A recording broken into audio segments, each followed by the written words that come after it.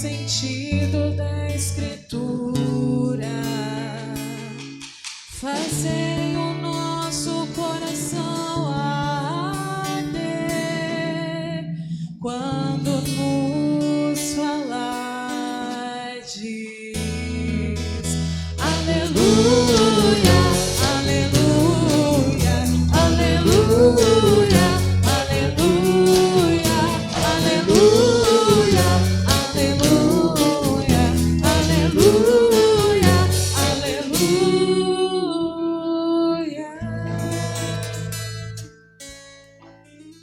O Senhor esteja convosco. Proclamação do Evangelho de Jesus Cristo segundo Lucas. Naquele tempo, os 2 discípulos contaram o que tinha acontecido no caminho e como tinham reconhecido Jesus ao partir o pão. Ainda estavam falando quando o próprio Jesus apareceu no meio deles e lhes disse: "A paz esteja convosco." Eles ficaram assustados e cheios de medo, pensando que estavam vendo um fantasma. Mas Jesus disse: "Por que estáis preocupados e por que tendes dúvidas no coração? Vede minhas mãos e meus pés, sou eu mesmo. Tocai em mim e vede. Um fantasma não tem carne nem ossos, como estáis vendo que eu tenho."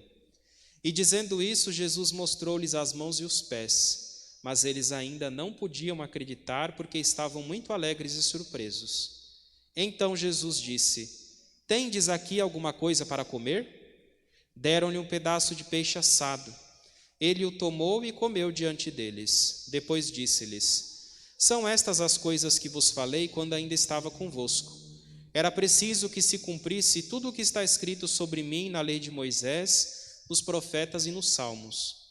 Então Jesus abriu a inteligência dos discípulos para entenderem as Escrituras e lhes disse: "Assim está escrito: o Cristo sofrerá e ressuscitará dos mortos ao terceiro dia, e no seu nome serão anunciados a conversão e o perdão dos pecados a todas as nações, começando por Jerusalém. Vós sereis testemunhas de tudo isso." Palavra da salvação.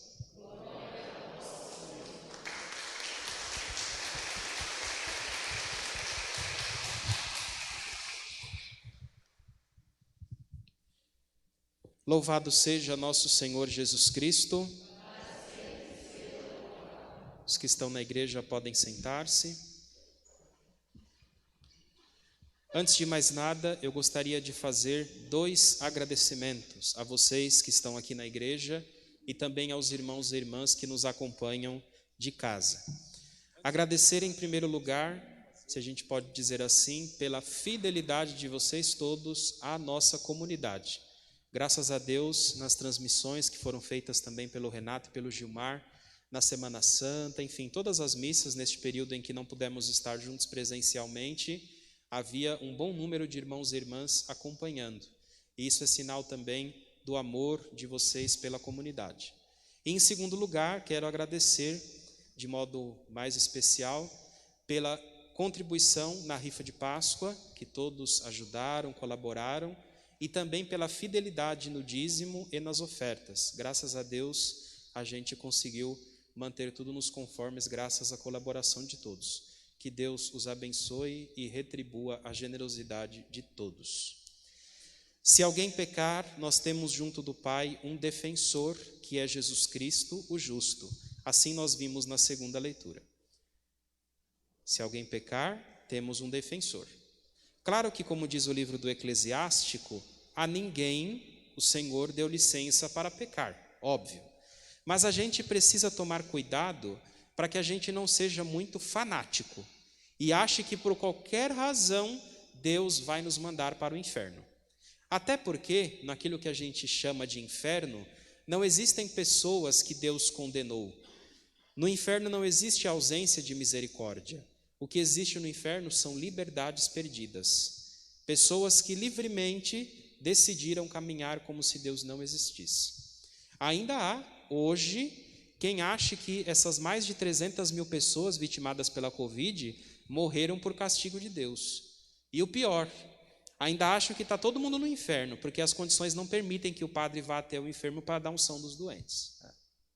Eu sempre gosto daquela pergunta que nos faz a carta de São Tiago. Há um só legislador e um só juiz. Então, quem é você para julgar o seu irmão? Quem é você para julgar o seu irmão? As coisas não funcionam assim, disse a carta de São João. Nós temos um defensor. Temos alguém conosco que não temeu dar a própria vida pela nossa salvação. E como diz o próprio apóstolo, se ele, Deus, é por nós, quem será contra nós? Eu imagino que, ainda que Deus fosse esse juiz tão severo, tão castigador, que às vezes a gente tem na nossa cabeça, se ele fosse assim, eu imagino Jesus aos pés deste Deus pedindo, mas Pai, perdoa, ele falhou, ele acontece, dá mais uma oportunidade para ele. E não só Jesus como nosso defensor, mas também Nossa Senhora, a quem inclusive quando rezamos Ave Maria pedimos que rogue por nós, agora e também na hora da morte. Nós temos aquele salmo que diz que Deus não nos pune como exigem nossas culpas e nem nos trata como exigem as nossas faltas. E como isso é consolador para nós. Repito, é óbvio que nós precisamos nos afastar do pecado, só que a gente também não pode viver tenso, como se o ser cristão não fosse causa de alegria, mas sim causa de horror. Eu sou cristão não por amor, mas porque eu tenho medo de ir para o inferno. Está errado. A gente tem que ser cristão por amor. E muitas vezes a gente educa, a gente não, que eu não tenho, graças a Deus, mas vocês educam ou educaram os filhos de vocês assim. Você está fazendo isso? Deus está vendo, viu? Deus está vendo, vai castigar. Continua para você ver. É assim que a gente cria na mentalidade das crianças, dos jovens, essa visão de um Deus que está lá com um caderninho lá em cima, olhando o que a gente faz de errado para dizer, deixa ele chegar aqui que ele vai ver só o que eu vou fazer com ele. Né? Esse é o Deus que a gente tem na cabeça muitas vezes. Só que Deus não é assim. Deus é, antes de tudo, misericórdia. E ainda que nos observe, é naturalmente para depois expressar para nós, entre aspas, a sua tristeza. Ouvir também ao nosso lado e nos dar sempre uma segunda chance. A nossa obediência à vontade de Deus, que está expressa nos mandamentos, sobretudo, ela não deve vir por medo, mas sim por amor. Porque eu sei que tudo o que Deus espera de mim é para me fazer feliz acima de tudo. A segunda leitura trabalha também a relação entre o conhecer a Deus e seguir os mandamentos. Essas duas expressões aparecem. No momento em que essa carta de São João foi escrita, havia um grupo de homens, de pessoas, que acreditava naquele tempo que poderia chegar a Deus única e exclusivamente pela inteligência, pelo raciocínio, pela razão, sem a necessidade da fé. Como se Deus fosse um objeto que você leva até um laboratório e prova que ele existe. E é por isso que a comunidade de São João, quando escreve a leitura, diz: para saber se conhecemos, vejamos se guardamos os mandamentos. Essa é a condição para saber se você conhece a Deus, se você guarda os mandamentos. Infelizmente, existem pessoas na igreja que conhecem muito bem a Deus.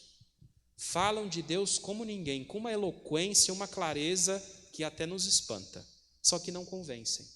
Por quê? Porque não vivem como Deus pede. Existem paróquias, por exemplo, que têm catequistas excelentes, ministros maravilhosos, pessoas na liturgia que são excepcionais, exemplares no quesito serviço, mas a vida que levam, às vezes é um problema. E nós não somos anunciadores de uma teoria, nós anunciamos uma pessoa que, por sua vez, quando veio a este mundo, mostrou um modo de vida, mostrou um jeito de ser. Por isso a nossa missão é, entre aspas, cristianizar este nosso mundo. Agora vejam como termina a segunda leitura. Naquele que guarda a sua palavra, o amor de Deus é plenamente realizado. Por quê? Porque a maior expressão do amor de Deus por nós é a sua palavra. Uma palavra que não é uma letra morta, mas que é viva, porque, como disse há pouco, é uma pessoa. A palavra se fez carne e veio habitar entre nós. Jesus é o dito de Deus para a humanidade. Ele é uma palavra que comunica, porque disse coisas bastante importantes para nós, mas é também uma palavra comunicante, porque o seu modo de vida, sobretudo, nos ensinou muitas coisas. Nesse sentido, Jesus é uma palavra que quer nos formar, nos transformar nele mesmo. E aí está o grande desafio do ser cristão. E só Deus pode nos ajudar nessa tarefa. Por isso que naquela música a gente canta que a graça de Deus cresça em nós sem cessar.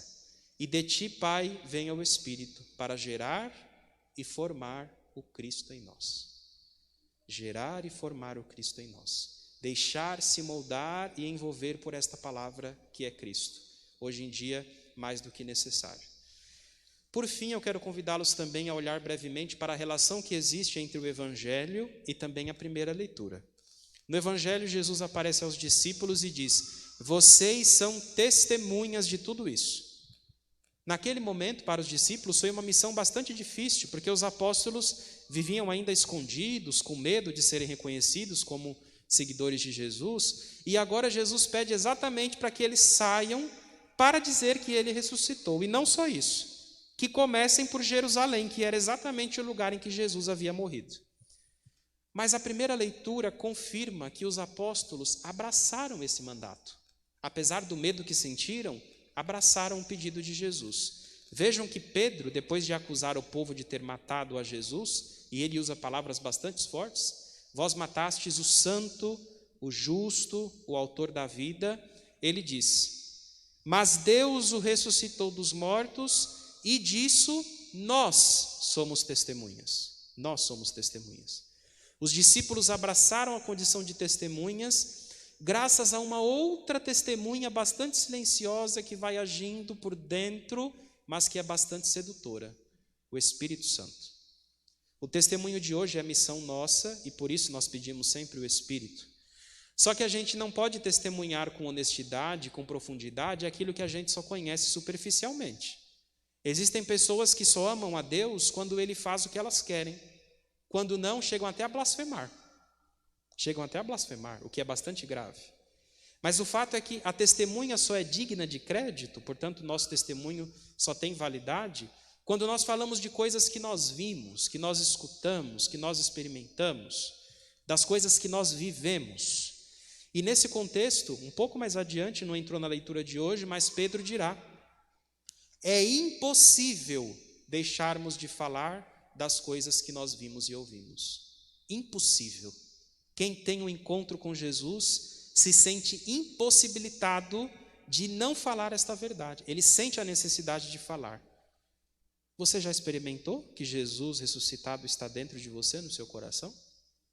Mas, padre, como eu sei que eu fiz essa experiência já? Como eu sei que o ressuscitado está comigo? Quando eu experimento a presença e a consolação de Jesus. Quando Jesus me dá força para que eu me abra aos outros, não para julgar, mas para perdoar, para ajudar a levar alegria, então eu compreendo que Jesus realmente ressuscitou e estou em total condições de dar esse testemunho aos outros.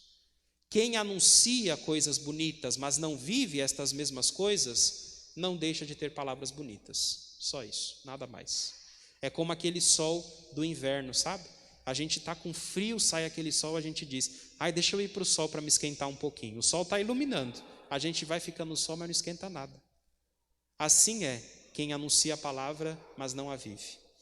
E eu gosto bastante da ideia, nesse sentido, que foi dita pelo Papa já há algum tempo, que hoje na igreja existem muitos católicos, muitos, mas muitas vezes poucos cristãos. Mas quem é católico não é cristão? Sim. Só que tem muito católico e pouco cristão. Em que sentido?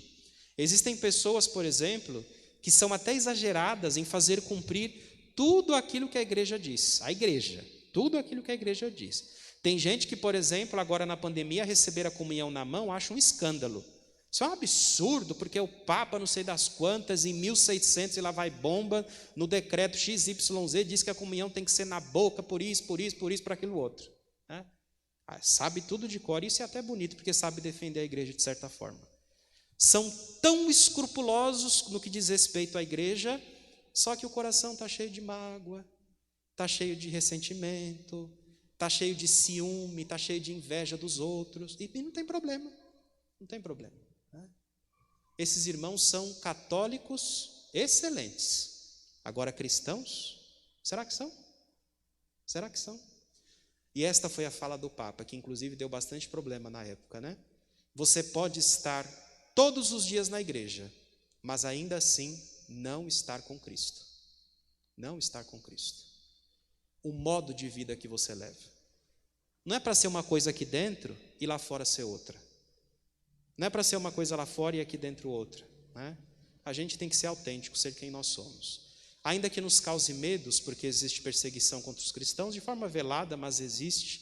Jesus prometeu que não nos deixará sozinhos. Ele vai se fazer presente e vai abrir sempre a nossa mente para que a gente compreenda as Escrituras, como fez com os apóstolos. Como diz o Papa, o Senhor sempre nos primeireia, ou seja, o Senhor vai à frente. Que não nos falte esta convicção, que onde nós estivermos, Jesus está conosco, porque afinal de contas, Ele é, como disse a segunda leitura, o nosso defensor. Portanto, não vivamos desesperados. Existe alguém que nos ama e quer sempre o melhor de nós, mas também para nós. Louvado seja nosso Senhor Jesus Cristo.